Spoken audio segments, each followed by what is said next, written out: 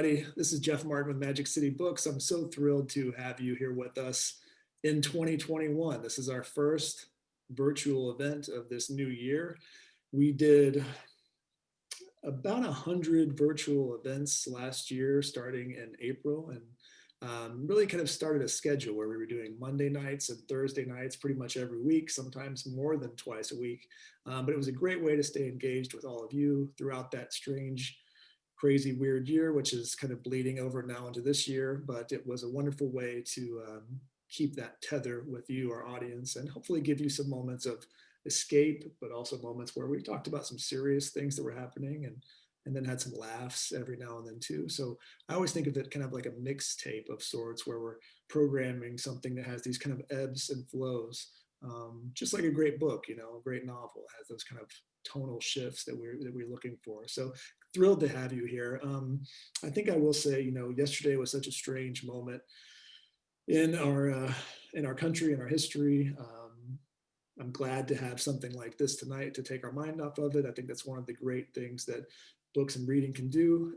Obviously, sometimes we want to lean into what's happening, but we also want to take a moment and go to a different place. And when you read a book like The Dutch House or any books by the great Ann Patchett, you're certainly doing that. We have a bunch of stuff coming up. I won't go through the full list, but I will encourage you to go to our website, magiccitybooks.com. You can see all the things coming up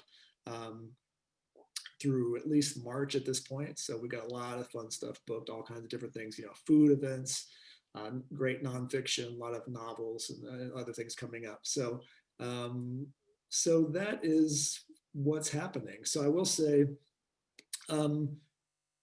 just on a personal note, my late co-founder of Magic City Books, Cindy Halsey, who passed away in 2018, was a super fan of Ann Patchett, and Ann received the Helmerich Award through the Tulsa City County Library several years back. And Cindy, when she was working at the library at that time, had the great pleasure of escorting Ann around and being with her at that time. And we were kind of in the early stages of thinking about what this might be, what Magic City Books might be.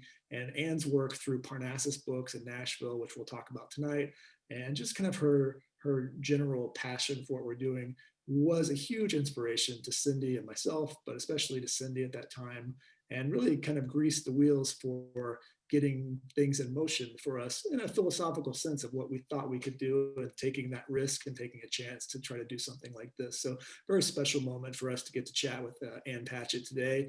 We're going to talk about the Dutch House. We're going to talk about bookstores. We're going to talk about everything under the sun. We want you guys to ask questions too, so we can get to those while we're talking. So go to the Q&A and put those in there. We'll incorporate some of those while we discuss the book and more. You guys have gotten copies of the Dutch House, so you hopefully have read along. I don't think we'll spoil the book. We'll try not to do that. I know many of you probably are in the middle of the book right now, so we won't give away too much of that. So if you're asking questions that are too revealing about plot or anything like that, we might skip some of those, but we'll touch on certain things. So let's everybody, you guys are all watching. Thanks for joining us. Let's give a big welcome to our very special guest, Ann Patchett. Hello, Ann. Are you there?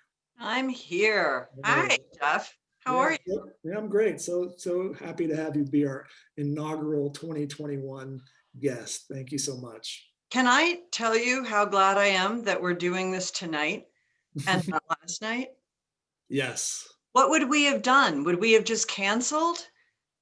You know, actually, I've had events that have happened on like strange days like that. I remember I did an event with Ben Fountain, the great novelist Ben Fountain, on a night. What was happening?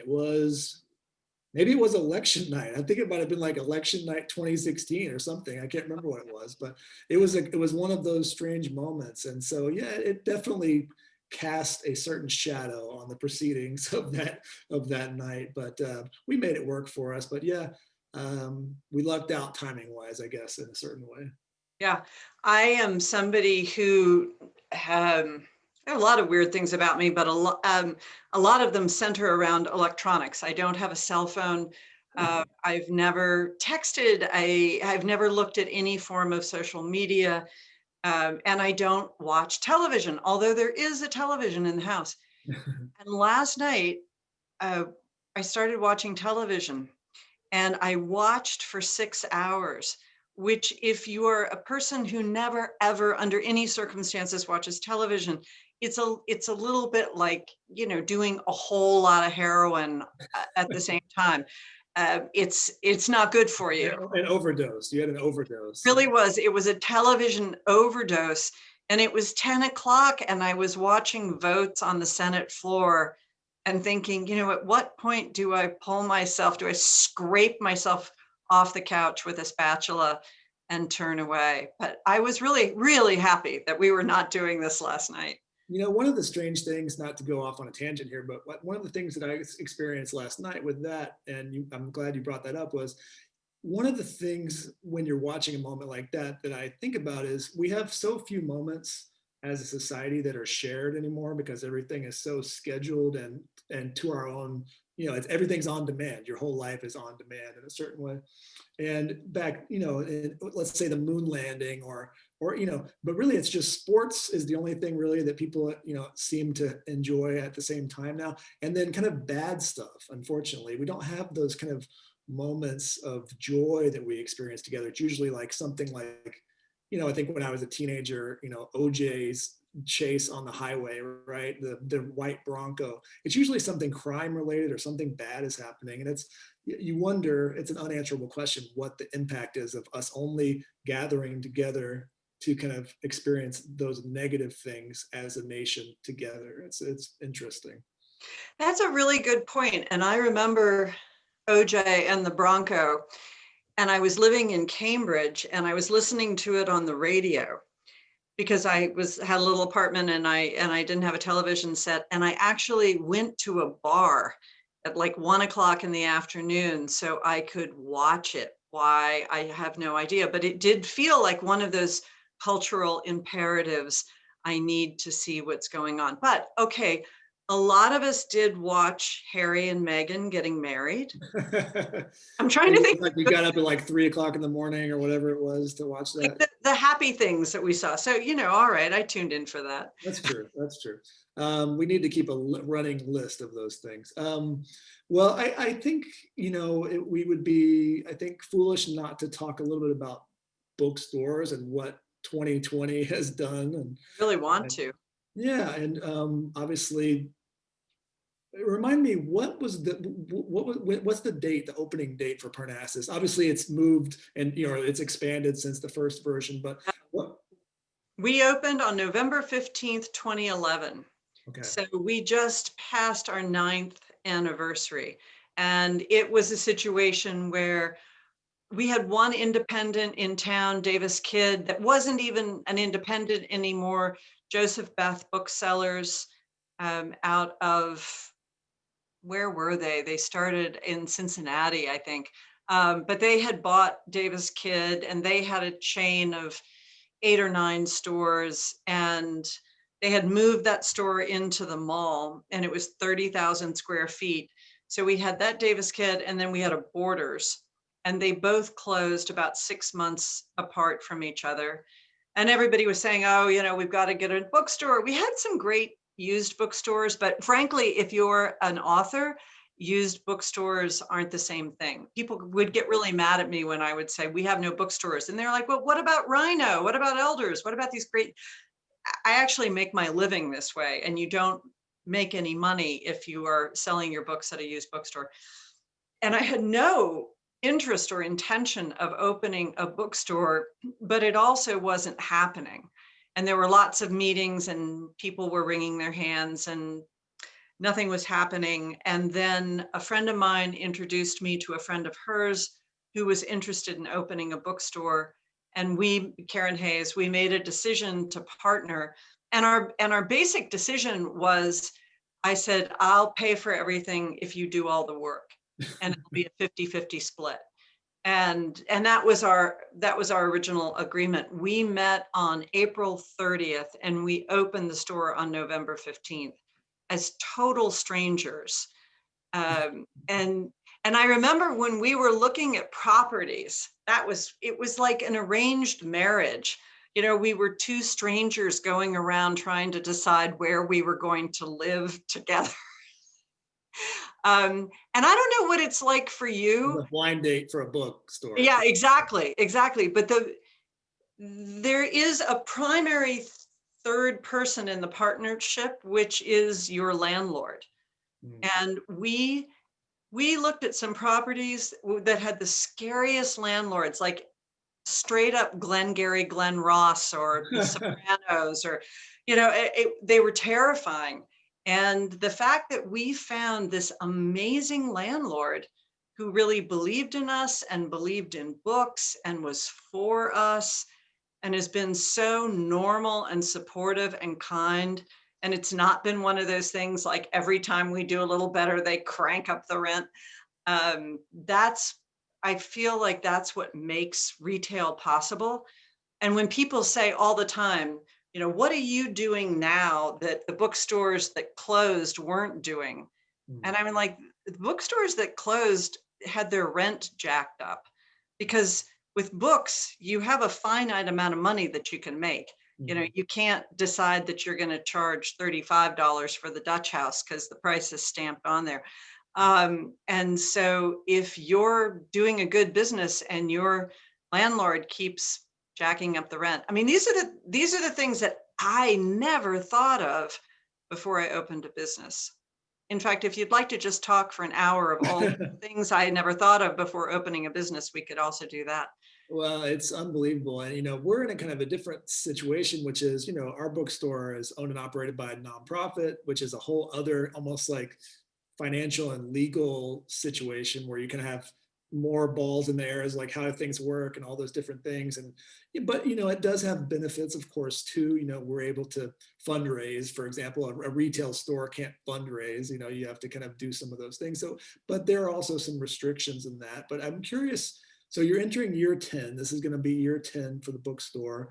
In 2011, I started the organization that kind of, our bookstore didn't open until 2017, but the organization that kind of runs it started in 2009. So the trajectory is about the same time. And at that time, we were still in that strange space of the major, huge impact of the first wave of the Kindle had happened in 07, 08. Borders closes at that time. There's this huge thing, and everybody thinks that books are dead, all that stuff. By 10, 11 is when you guys kind of came back. There was the pendulum had started to kind of shift a little bit back to where it wasn't like we're screwed forever. That felt like, hey, maybe there's going to be a second opportunity here. Well, and I think that what's true for us is it would be one thing to open a store and then have Amazon come in and then have the Kindle come in, and you would just be scrambling to try to figure out what to do.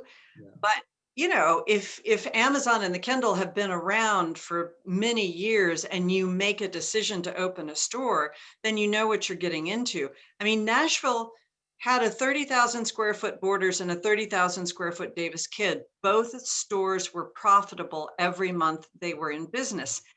So what I knew was 60,000 square feet of retail space was profitable, and I was trying to open a 2,500 square foot store, which we have now doubled. We're now 5,000 square feet. But I wouldn't say that I was a math whiz, but that doesn't seem so incredibly risky. And people kept saying, you're gonna get killed. It's just terrible. We're right across the street. We're in a little strip mall right across the street from the big fancy mall in a Yes. shopping area in Nashville called Green Hills. And last year, Amazon opened a bricks and mortar bookstore in the shopping mall.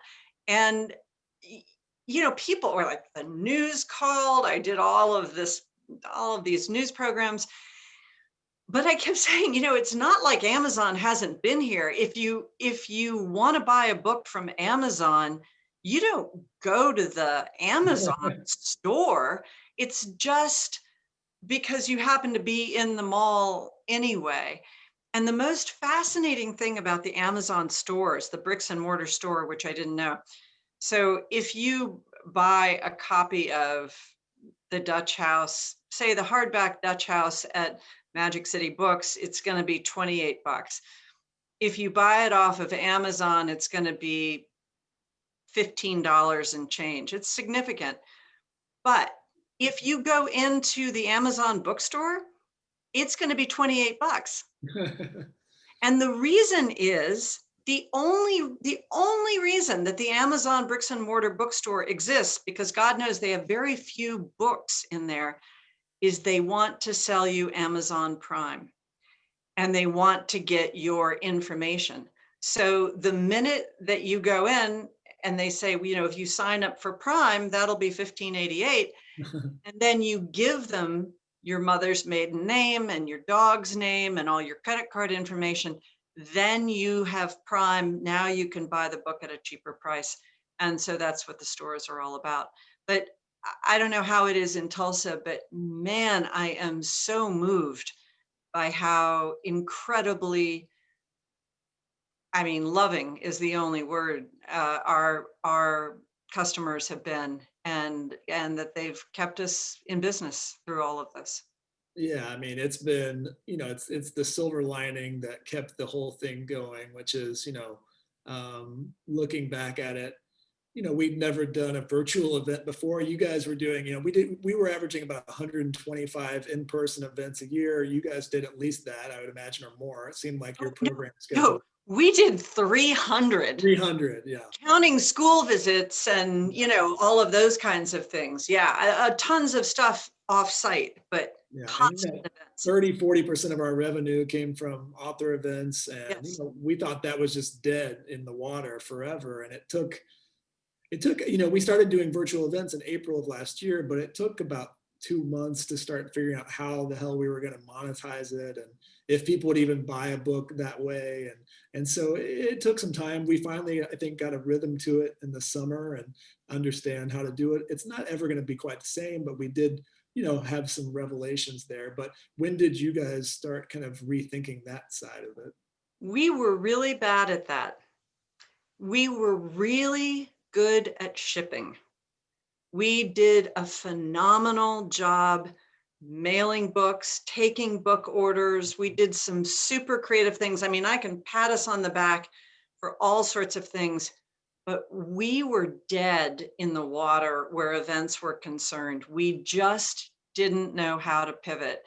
And it's really only been in the last few months that I feel like we're totally up and running with virtual events. And even now, I'm not convinced about how you monetize and whether or not the system really works.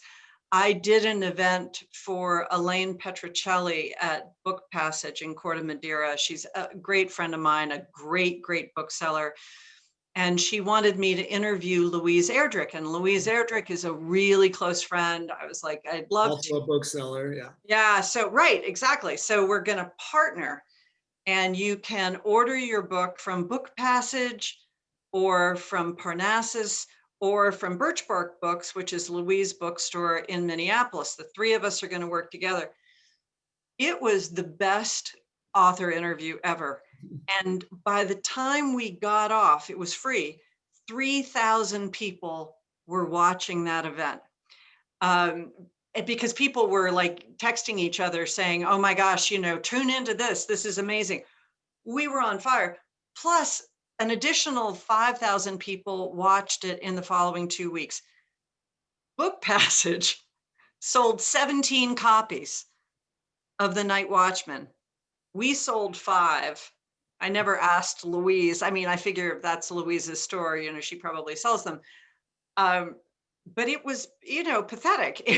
It was a fantastic event.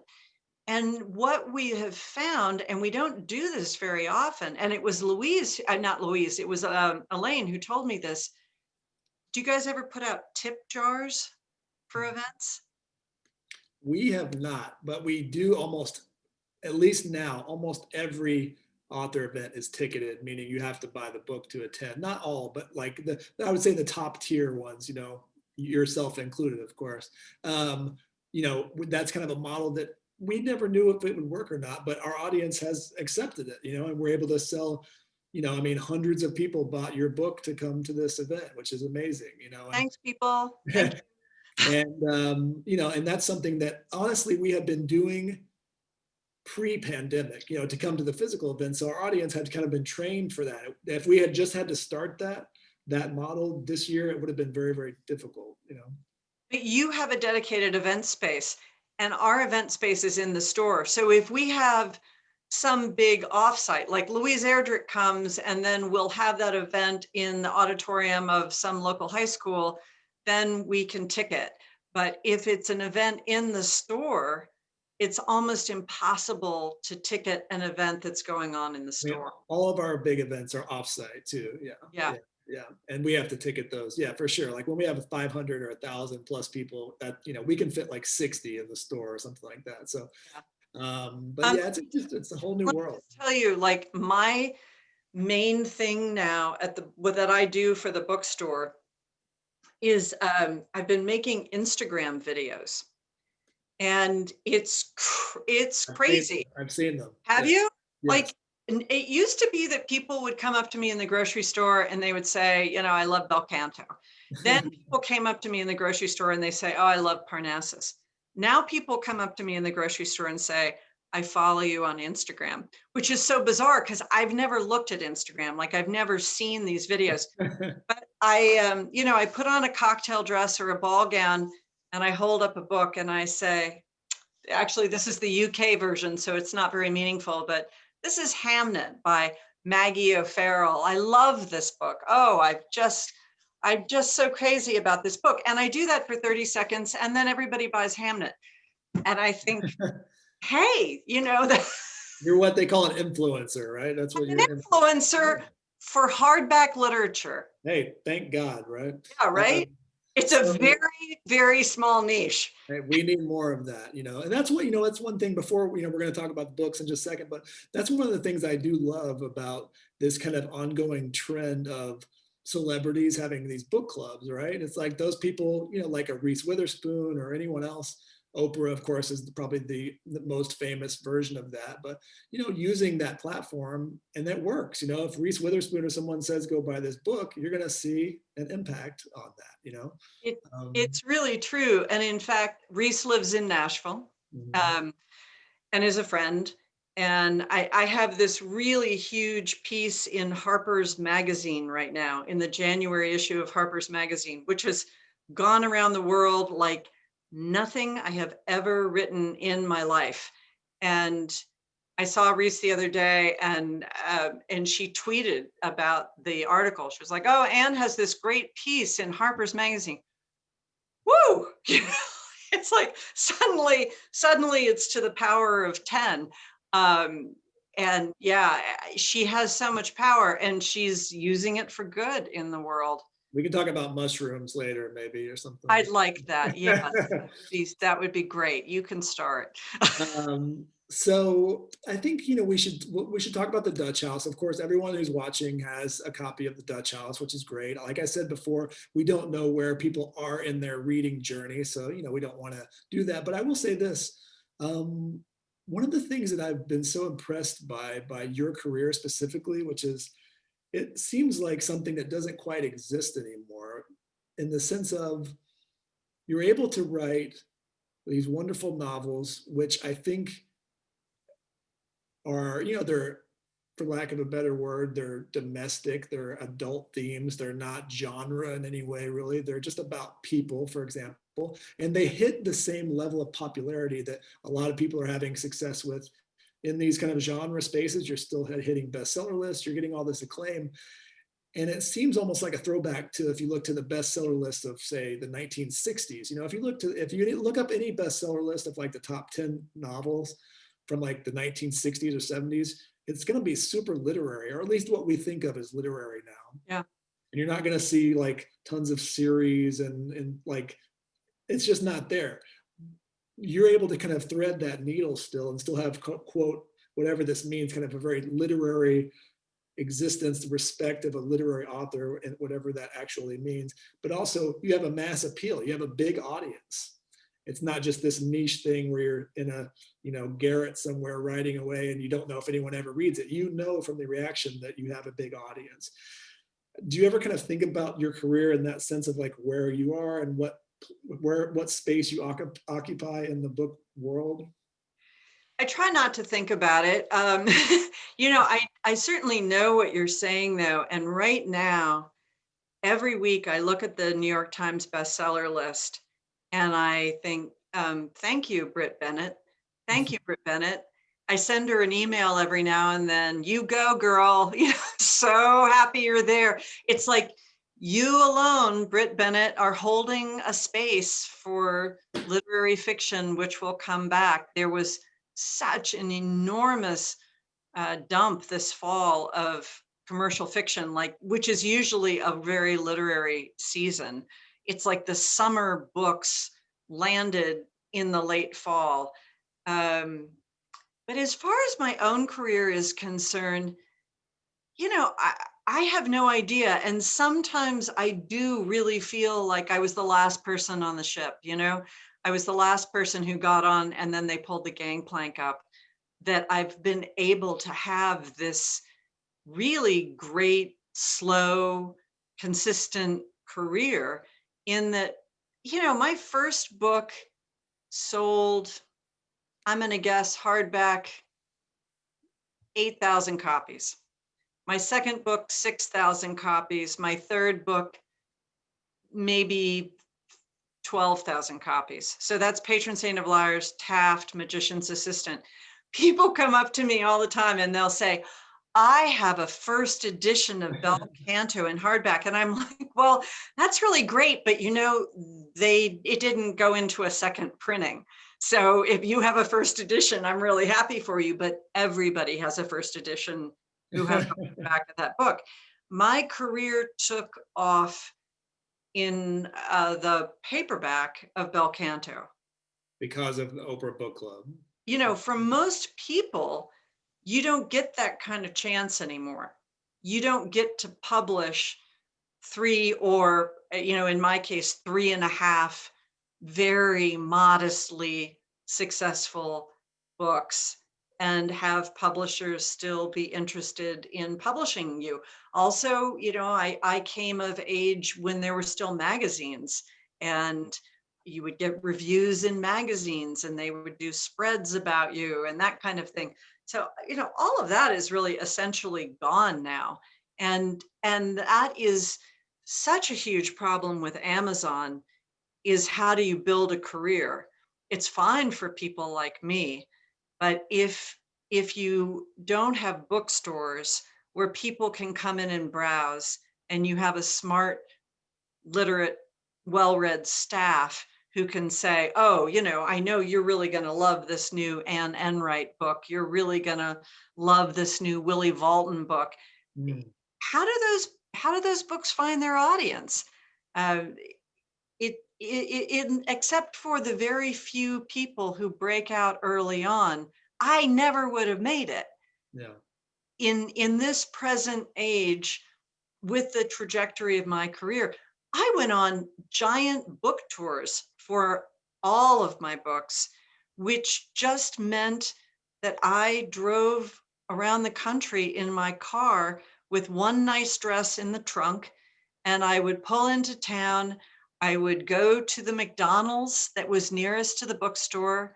I would go to the bathroom and put on my dress and go and sit at a table. And my publicist always said, you may not sell any books, but the whole point is making nice to the people who work in the bookstore. And so, you know, be really friendly. And if they like you, maybe they'll read your book. I did that for 3 novels. I just drove around. I would go to 20 cities on $3,000. I would sleep in truck stops. I mean, it was nuts. And that just doesn't happen anymore. But I was really nice and I did make a lot of friends with booksellers. And, you know, I think that that ultimately really paid off. Um, for those who don't know, and maybe they just got the book, maybe you could kind of give a quick summary of what the Dutch House is. I will say this has been such a great book, and obviously timing is everything. We never know what's going to happen in the world, but just the house itself, right? The house it is such a space that to occupy in a time period where we're living in our homes and we can't leave and we want to be somewhere else. This book, I think, has been such a gift to us to, like I said at the beginning of, having another space to go. We can't travel, we can't go to hotels, we're not supposed to be going to our friends' houses to do other stuff, but to be able to be in this space Yeah. has been such a gift. But maybe you can kind of tell us about that world that you created. Sure. Well, it's something that without meaning to, I keep doing over and over again, which is writing about confinement, writing about people who are stuck someplace. The BBC picked for their summer book club Bel Canto. And when I was doing an interview with them about the book club, I started thinking, wow, this really is a good pandemic novel. That is really about people who are trapped in a house. But I think that the Dutch House has definitely got that too. It's here we are, our whole identity is these four walls and we're stuck here. So it's the story of a couple, Elna and Cyril Conroy, and they marry at the end of World War II, and they're very poor. And I think that one really important thing is at the end of World War II, there was no American middle class to speak of. You were either poor or you were like a Vanderbilt. You were phenomenally rich. And there just was a big empty gulf between those two states. Cyril, by making some good moves in the real estate market, becomes very rich, and he buys the most beautiful house in the world in the suburbs of Philadelphia to surprise his wife and his daughter. And his wife cannot make the transition. She identifies with not only with being poor herself, but with serving the poor. She moves into this gorgeous mansion that has everything in it. Like the clothes are still hanging in the closet, and they have another child, and she ends up leaving. She just can't hack it. So then Danny and Maeve are there in this mansion with their father. Their father eventually remarries, and everything goes to hell from there. And the book takes place over 50 years. Danny and Maeve are cast out of the house in a very biblical way, and they go on to have happy lives. They're perfectly fine. Their lives are not destroyed, but they cannot let go of past hurt. And so their hobby becomes, whenever they get together, Danny's moved to New York, whenever they get together, they get in Maeve's car and they drive over to the Dutch House and they park on the street, and they fetishize their anger and their hurt. I always think of it as like a dog that's chewing on the bone. And as much as they want to stop, they can't. It's their hobby, it's their obsession. And then they go back into their regular, normal lives, which are fine. The unexpected benefit of this book for me has been the number of letters I have received from people. And I did not write this book with any message or moral in mind, but people have written and said, I read this book and I decided to lay down my grudge. I decided to let go of the hurt that I have been carrying from childhood through my whole life. And one day I was in the bookstore and these two women came up to me, and they were sisters. This was pre-pandemic. And they told me that they lived in different states and they hadn't spoken to each other in about 5 years. They looked to be late 20s, maybe 30s. And they had both read The Dutch House, not knowing obviously that the other one was, because they didn't speak. And they reached out to each other and said, we gotta let this go. Our childhood anger at one another. And they made a road trip to Nashville to meet me, to thank me. And I just happened to be in the store that day. And I really thought, like, God, if this is what my life is, if this is what I accomplish in this world, that's a fantastic thing. But to me, that's what the book is really about. I could break it down and get way more specific, but it's about being what happens when we get stuck in the past. We have a couple questions about just kind of what you're touching on there. One of our viewers, Marcy, asks about the sibling relationships and says, how much of your own relationships are in these characters, or do Danny and Maeve stand alone? Is this something where you're pulling from real life? It's a question we hear a lot, but Yeah. So, and I have a really good answer for it too. So when I write a book, there's usually something that interests me that gets carried over. Like I want to dig deeper into something that I was working on in one book and look at it in another book. So when I wrote a novel called Run, and it was about adopted siblings, three adopted siblings and one biological child of these parents, and how they all interacted. And then I wrote State of Wonder, and then I was still really interested in that question. So then I wrote a book called Commonwealth, and that was about two families where they intermarry, and the mother has two children, and the father has four children, and how these six kids function together. That was the autobiographical novel. Those kids, that was the family I grew up in.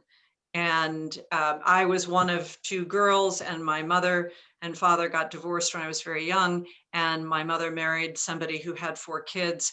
And the six of us we were so not the Brady Bunch. And it was the 70s, and we were just feral. We were just wild animals clawing our way through the world. And we all hated each other, but we hated our parents so much more than we hated each other that we really banded together. And in that book, there is a sort of a central relationship between a stepbrother and a stepsister, which was really my relationship with my stepbrother, Bill. And I will say, for people who have read Commonwealth, the things that happened in that book, by and large, didn't happen. But as my mother likes to say, none of it happened and all it was true, because the emotions and the feelings and the way we lived our lives, that was very true, but nobody died and that kind of thing. So I was really interested in that stepbrother, stepsister relationship. And I thought, I want to write a book about a real blood brother and sister, and I don't have a brother. So oddly enough, Danny and Maeve are completely made up. I feel like I wrote about my siblings, and in this book, I was not writing about my siblings at all. You mentioned State of Wonder. State of Wonder is my personal favorite of your books, and I, Thanks. yeah, I mean, it just kind of, what I loved about it, it was, it seemed to come out of, it was the book I was not expecting from you at all. Like, it was kind of like, it just came out of nowhere. And I loved Fitzcarraldo, for example. And if people don't know this classic film, the German director Werner Herzog made a film in the early 1980s or late 70s called Fitzcarraldo, which is about a man trying to move a ship over a mountain in South America. And there's a making of documentary about that movie. The making of the movie is its own crazy journey. And that was, part of that. But the point I'm trying to get to is, your works always seem to me, one of the things I hate about the current state of literature is that everything seems gender specific. There's books that are targeted for women, and people think men only read nonfiction books about World War II, or they don't read at all.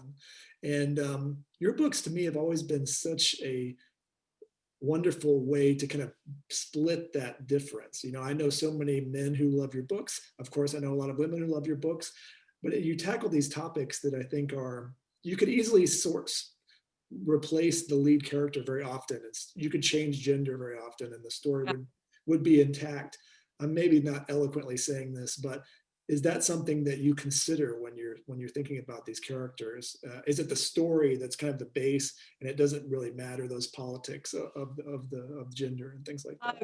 It is the story, but I think that the reason that I get to that place that you're talking about is that I write very little about romantic love. Mm. Like, almost not at all. Almost to the point where I think, what's wrong with me? I don't know. It's so hard to write about romantic love in a way that seems interesting to me. I'm just not. So I think that takes me out of that camp of women's literature. And I've had so many women say to me, how did you avoid the trap of chick lit? Mm. And I think, oh my God, I never realized that was one of the options. Like, it's so not interesting to me, that I didn't even think about not putting my foot down in the wrong place. Um, there's a book that's coming out in February called Sorrow and Bliss by Meg Mason. Has that come across your screen at all? I've seen like, images of ARCs, which are advanced reader copies, Right. digital copies. Yeah. It's such a good book. It is it is the book as a bookseller that I feel like I'm always looking for. It's really smart, it's literary, it's so funny. I mean, there is like a laugh out loud funny line on every page, which is almost impossible to find a smart, funny literary book. And it's also sad. I mean, it's got the whole salty, sweet, it's got everything. It's such a beautiful novel. And it's got this stupid chick lit cover on it. Well, yeah. And I called the publisher, it's my publisher, and I said, "Don't do this. No guy is ever going to pick this book up." And it just like put a typeface cover on it. So much of these decisions have to do with the covers. And I am so fiercely involved in my cover art, because I understand all of that. But I don't think that there's going to be a man who's going to pick up Sorrow and Bliss. Well, you mentioned that, it's also, not just men, but like a judicious reader like yourself, you probably would bypass that book if you did, if you didn't know it, right? I mean, and I get, I don't know, like I get 5 galleys a day sometimes. I mean, to say that I don't read the galleys that come into my life would be the understatement of the world. And the editor who sent me Sorrow and Bliss had sent me something else that I blurbed that I really liked. I can't even remember what it was. I picked this one out. So I got a little bit of awareness because I know the name of the editor and I liked her. And she sent me a thank you note, she was the only editor to ever send me a thank you note for a blurb. But I'm like literally taking this book to the recycle bin because I'm looking at the cover and I'm making judgment. And I open it up and I read the first 3 sentences and think, oh my God, oh my God. I mean, this is a diamond. This is amazing. And I think about Kylie Reid's Such a Fun Age, which was chick lit. It was really smart and good. I loved it, but it was high class chick lit. And it got a lot of serious literary attention. And I believe entirely it was because it had a type cover. That's interesting. There wasn't an image of a woman on the cover of that book. The categorization, and of course we could get into the whole thing about whether judging a book by its cover, it might be the least true statement ever made, but the whole idea of categorization, I always say, if the Lord of the Flies came out today, it would be put in the young adult section because it features teenagers at its core. If To Kill a Mockingbird came out today, it could easily be a YA book. And what that would do is not bad. YA books are wonderful, but it limits the readership and it takes a little bit of seriousness away from it. And the adults who read those books when they came out would not have had that experience. And I do struggle with the idea of how we put labels on books. And I know the idea is to sell more, I guess, but in some ways it limits it. Well, I think also the idea is that we need a way to shelve them. It's Basil. Because there are books that I think, why can't we put this in YA and in adult? Well, you actually can't, because you then can't scan them and find them in Where is it? Yeah. The most interesting story about that was The Lovely Bones. Alice Sebold. Her name, who wrote that? Alice Sebold. Yeah. There you go, Alice Sebold. And that book was written as YA. And at the last minute, somebody said, well, let's give it a shot and see if we can sell it as an adult book. And it was the first book apparently that had the phenomenon of mothers and daughters each buying a copy and reading it together. I was a bookseller when that came out, and it was a true. I've lived through probably like 10 true phenomenon. That's one. The Secret Life of Bees was one, actually, where a book that was not ever planned to be what it was kind of just took on a life of its own. I think Where the Crawdads Sing might be one too, Oh, actually. Yeah. oh, and The Help. Yeah, The, yeah, the help. Yes. yeah. So it's interesting. I'm curious. You mentioned the three books that you say kind of were your early years. You know, those three books. Now that people have gone back, I would imagine the way it started was you got this huge readership with Bel Canto. Then people reverse engineered and went back and read those Right. books. What book do you hear about the most beyond Bel Canto right now? You know, the book that is always the most interesting to me is Magician's Assistant, Hmm. because that is the book that so often, if somebody says, I've read everything you've written, in which case they have still never read Taft because nobody read Taft. But Magician's Assistant is so often the favorite book of somebody who has read all of my books. And that book, that just kind of makes me happy for, To what do you prescribe that? Why do you think that is? uh, I think it's a very simple, relatable, tender story about being stuck. I don't know. I mean, you know what's a really strange phenomenon is my own desire. And I've never read any of my books again, but what a book is for me is the idea, right? Like, I know how to write. It's not about that. It's not about whether or not I'm going to be a good writer or do good dialogue or good characters or good settings. That's kind of a given at this point. I know how to do all those things. The question is, did I have a good idea? And, you know, I read an article once that was interviewing actors, and they were saying, what Academy Award do you wish was given? And somebody said, I wish there was an Academy Award for the best part, because it really isn't at, you know, at a certain level about who is the best actor. It is about who got the best part. So, like, An Oscar for the best idea, you know? yeah, you know, who got the really great role, because in anybody's going to win best actress in Sophie's Choice, you know, right? Because it's Yeah. just a really great part. And I wish sometimes I find myself thinking, oh, I wish I could write Magician's Assistant again. You know, it was just such a great idea for a book, was a great part. And whenever anyone talks to me about wanting to make a movie of one of my books, I always say, why in the world don't you make a movie of Magician's Assistant? That's the book that it would cost like $20 to make. There are only two locations and they're both cheap and easy. There are very few parts. The whole thing takes place over a matter of a couple of months. I don't know. It's a very pure book.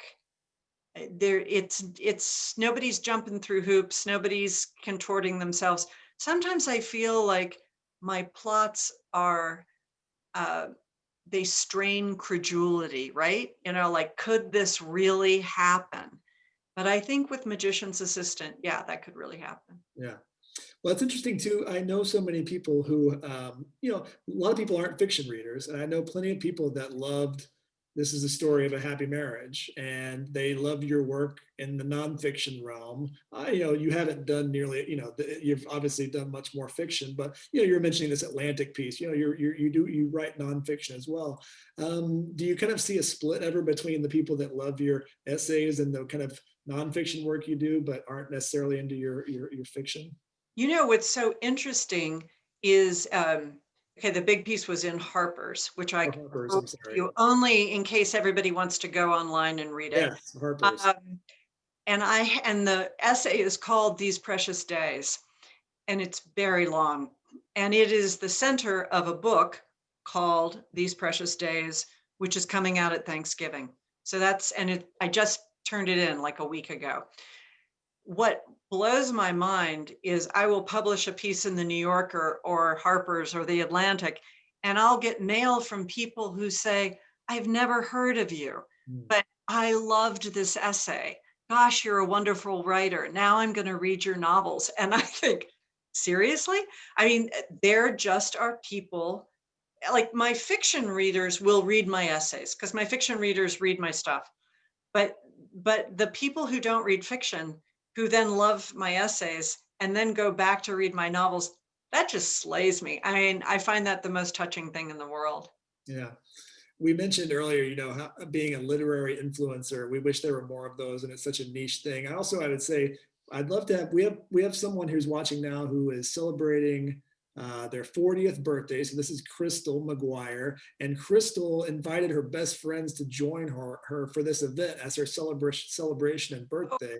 So we'd love to have more people doing birthday parties and watching author events. So happy birthday, Crystal, and thank you all for watching. Crystal, that's fantastic. Yeah. Yeah. We have a few minutes left. I want to make sure we touch on, you mentioned the new book coming out November of this year. How do you kind of balance that out? The question I guess everybody asks is, did you write more during the pandemic? Now that we had all this downtime, but the life of a writer, it's different, and you're managing a book. You had a different responsibilities than some writers. You have this bookstore you're trying to keep in business. So what's that balance been like over the last year? Okay. Well, first off, I don't work in the bookstore. Yeah, but I mean, it's part of your life. There, I'm helpful. I do things. It eats up a lot of my time, but it's not like I'm never on the schedule. Right. And so when I'm working, everybody at the bookstore is really respectful of that. I could not have written a novel in this year, in this pandemic time. My brain just wasn't going for fiction. I felt like I don't know what's going on, but I kept writing essays. And I didn't mean to be writing a book. But then when I wrote These Precious Days, which was so huge, I thought, okay, now I am writing the book. And I was really, really grateful to have something to work on. But what I've realized is that one, I'm a crazy introvert, right? And I have built this Iron Man suit over the years that allows me to go out into the world. And I'm good at it. And I stand on stage and I'm funny and I'm social and I can do it, but it really wrings me out. Mhm. And my whole life is I'm home for 10 days, then I'm gone for 3 days and I'm giving a talk or I'm presenting an award or I'm doing some sort of a benefit or I'm making money or and then I come home and I'm home for 4 days but then I'm so behind on the email and the phone calls. And then I catch a cold and then I get better and I go back out on another plane. That's my life. It's that time is constantly incremental. But now time is just this one long continuum and it's so great. And if I never got on another plane again, I mean, the fact that we can do this, and yes, the good people of Tulsa are tuning in, but there are other people in Oklahoma who would never drive to Tulsa. It's January. There are people in neighboring states who are watching this. People who would never get to see an author are getting to see an author. And I am not destroying the environment by getting on a plane. I really think about that. Yeah. So, here's this opportunity to reach so many more people, help more bookstores, and not burn up the ozone. Um, that sounds pretty great. Yeah. Plus, when I'm done, I mean, I didn't even put on eye makeup tonight. I thought about it, but I didn't do it. I was like, I looked at the mascara in the drawer and thought, forget it. Yeah. And then I'm going to walk the dog and I'm going to go to bed. It's so fantastic. Yeah. I mean, the pandemic is a horror show, and I've got to always remember, like, I'm so sorry this is happening. This is terrible. But it's like I remember who I was as a kid before I put the suit on, before I had to protect myself in the world. And now I just feel like I'm myself again. And that's been a beautiful place to write from. It's so true. I've not heard it put that way before. And, my role, even here at the bookstore doing, 100+ events a year, I'm always, going to public spaces, being in front of people, introducing people, talking to people, being on stage, interviewing people. And that's disappeared in a way. And you don't realize how much of that is performative and how much you're kind of not yourself throughout a given year. And it's true. That's a really good point. You're always going up, up, up, up, up. You know, you've got the little moments of dread, and then it's good and exciting, and then you come home and you got to wind down. I mean, I interview so many authors. Can I tell you what I'm excited about? Yeah, please. George Saunders. I just read his book, the Oh, new book. It's a book about Russian literature, but it's not really. It's about everything else in the world too. And yeah. it includes great Russian short pieces that you can read while he's talking about these actual pieces, because I guess they're in the public domain, or who knows. But I can't remember the title. A It's fish. called A Swim in a Pond in the Rain. Yeah, swim in a pond in the rain. We did a great event with George for Lincoln in the Bardo, and he's an amazing person, like the nicest person in the world. Yeah. Now tell me about this. How would you tell us? I was telling someone about this, and they're like, I'm not interested in Russian literature. I was like, you don't have to be interested in Russian literature to like this book. In some ways, it might be better that you're not interested in Russian Right. literature. How Right. would you kind of sell that to someone? If you are interested in writing at all, okay, it's going to make you a better writer because it teaches you how to think. If you're interested in being a better reader, because it's 7 stories with 7 lectures where he's explaining how to read them. But for me, I mean, God, it was so thrilling because I felt like something very old and dry in my brain was cracking open. And I was remembering how it felt to be a student, you know, how it felt to learn, because I had read all those stories, but he was teaching me something. And he was teaching me not only about how to be a better reader and a better writer, but really about how to be a better person. And I kept thinking, if somebody handed me an anthology of Russian short stories that George Saunders had edited, I would say, oh, thanks. And I would never read it. If somebody handed me a book and said, this is a collection of lectures that George Saunders gave about Russian literature, I would be like, oh, okay, you know, I'll get around to that.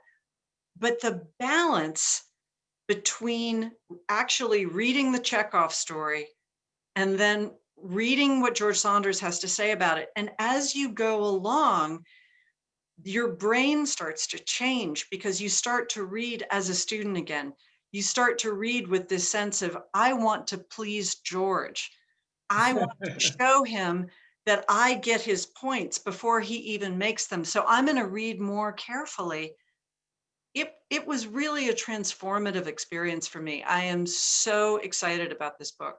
Yeah, I mean, it really felt, George teaches at Syracuse University, and this has this amazing writers program that's very selective. And it felt like we got to be, if you Yeah. get to read that book, it's like I took that class, which is an amazing opportunity. So, yeah, definitely would say that. Our last question, I will say, Ann, is one that I think 20 people have asked so far, which is the inevitable question of, how in the hell did Tom Hanks become the narrator of the audiobook of The Dutch House? People just are dying to know how that happened. Well, yeah. Okay. Well, let me just go and say this for the 58th time.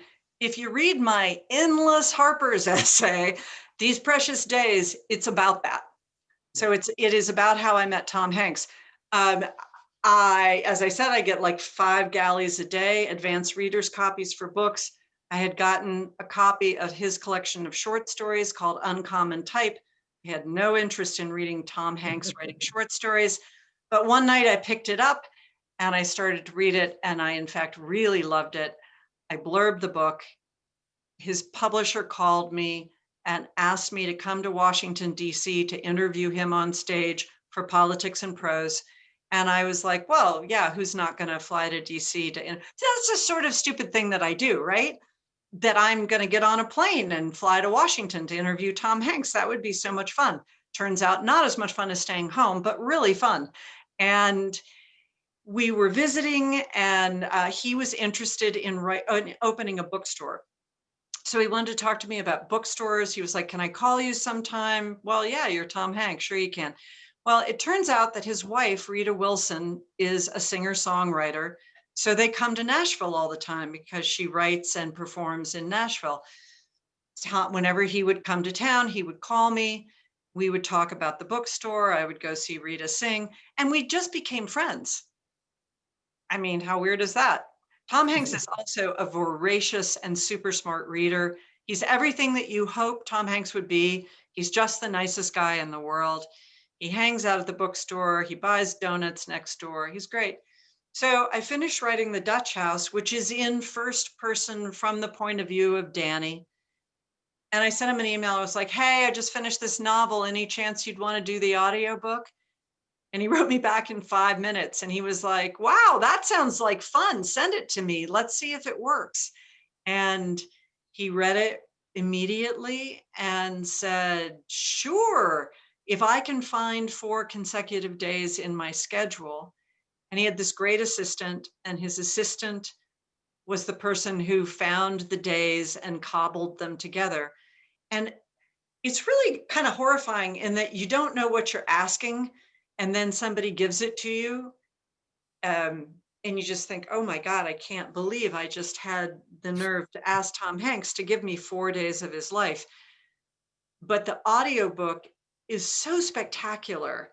And it is, I always get really happy when people say, oh, I listened to it on audio. It is really better because, I mean, I wrote a good book and it was the best book I could write. And that's kind of like all my talent right here. And then here comes Tom Hanks, and he puts all of his talent on top of all of my talent, and he makes something that's really spectacular. And I'm so sorry he didn't win a Grammy because he should have. I know he's got to get where he's on the EGOT path. He's trying to get all those different awards. Well, this, what a huge pleasure for us. And I think I couldn't imagine a better way to kick off this year. And I've been looking so forward to this. For those who, many of you, we had this event planned actually last year and it changed. So many of you are watching who bought the book a long time ago. And luckily you had time to read it, and maybe even twice. But I'm so glad we were able to reschedule this. And I've had the great chance to visit Parnassus several times. I can't wait to get back there again. And huge honor for us. Thank you so much. And let me just say, one, I love Tulsa, so I really want to come and really do an event at the store. Right. I had such a good time when I was there, but also I would like to say that the plan had really been for me to just come on and do this by myself, just sort of talk into my computer by myself. And at the last possible minute, Jeff said, well, do you want me to talk to you? And I was like, yes, I do. I do want you to talk to me. So like completely on the fly, you did this, and it was, you made it really fun, and you were so gracious. So thank you so much for sticking it out with me tonight. My pleasure. My pleasure. And thank you to all of you guys for watching. I'm so thrilled to have you join us. We'll see you very soon. Stay safe. Take care. And we'll see you soon. Thank you, Ann. Take care.